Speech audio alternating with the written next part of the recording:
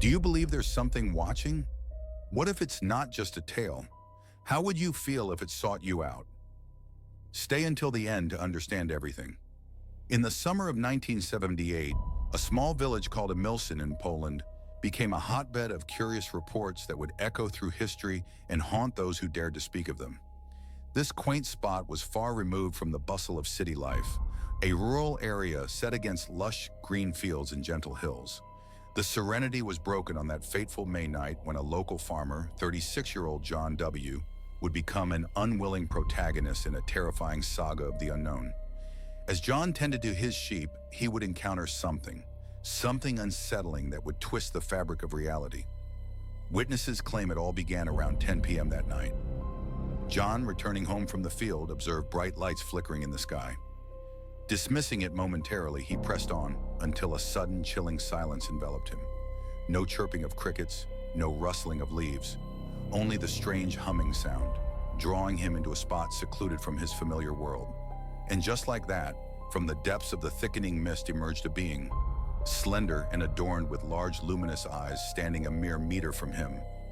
What unfolded in those agonizing moments is unclear, shrouded in layers of fear and mystery. John recalled feeling paralyzed, yet aware of the creature's probing gaze. He later recounted their encounter with chilling detail. He remembered its grayish skin, a hollow face, and a sudden stinging sensation, as if a force had gripped him, drawing thoughts from his mind. As if time itself had unraveled, 2 hours slipped by like mere seconds. When Jan finally stumbled back home, shaken, he realized many nighttime hours had vanished without explanation. The following days ignited a frenzy among locals. Whispers of alien abduction floated through the village like smoke from a dying fire. Eyewitnesses, struck by John's harrowing experience, began to connect the dots of their own unsettling experiences. Strange lights in the night, unusual animal behavior, even reports of missing livestock.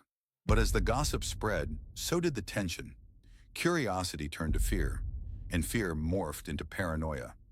People began linking these occurrences to Poland's broader cultural context. There had been fears rooted in the legacy of World War II and the secrets buried beneath the years of oppression. For many, the idea of an alien presence wasn't merely fantastical. It was emblematic of deeper anxieties lurking below the socio-political surface of modern-day Poland. The notion that creatures from space might choose to observe humanity resonated all too well. John's unsettling experience suddenly became the focal point in a village desperately seeking an explanation for the unexplainable. Media coverage surged, picking up momentum like a boulder rolling down a hill. Newspapers featured articles emphasizing the mystery of Emilsyn and its newfound notoriety. Soon, even major television networks in Poland got involved, further amplifying the fear and intrigue surrounding John's encounter.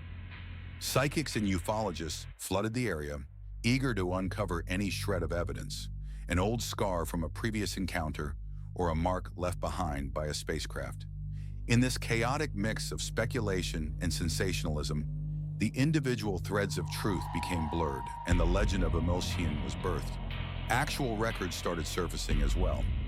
Local police logs from the time buried deep in archives noted unusual light formations around the date of Jan's experience, alongside calls from anxious residents who reported bizarre happenings. A month later, military radar captured anomalous signals stretching across the sky, signals that were later labeled as mere glitches. Yet how do glitches explain John W.'s unaccounted hours? How do they rationalize the mysterious phenomena still haunting the fields around Emilsyn?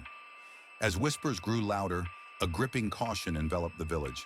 A sign was placed on the outskirts of Emilsyn reading, "Keep your distance."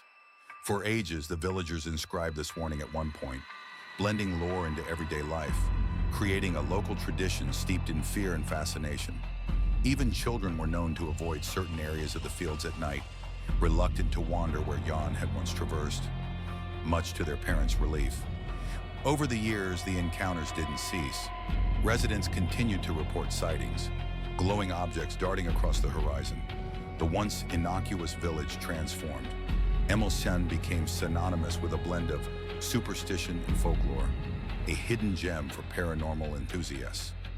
The stories changed and morphed, taking on lives of their own, textures painted by the brushes of time. Today, some visitors head to Emilshan, hoping to unearth the remnants of these encounters, tracing the paths walked by Jan all those years ago. Yet in this pursuit of what lurks beyond our vision, a heavy air blankets the village. How many remain caught in the grip of fear? What about the lasting echoes of those fateful nights? Could an otherworldly visitor still be watching, waiting for the right moment to reach out again? As you walk the quiet trails around Emilshan, the question hangs thick in the air. What truly resides in the unknown? The burn of curiosity meets the chill of caution. So as we reflect on this haunting legend of Emilshan, marking a moment in Poland's history forever etched in shadows, one can't help but wonder, what else may still exist just beyond our sight? If you found this compelling, make sure to subscribe for more tales woven in mystery. The night has only just begun.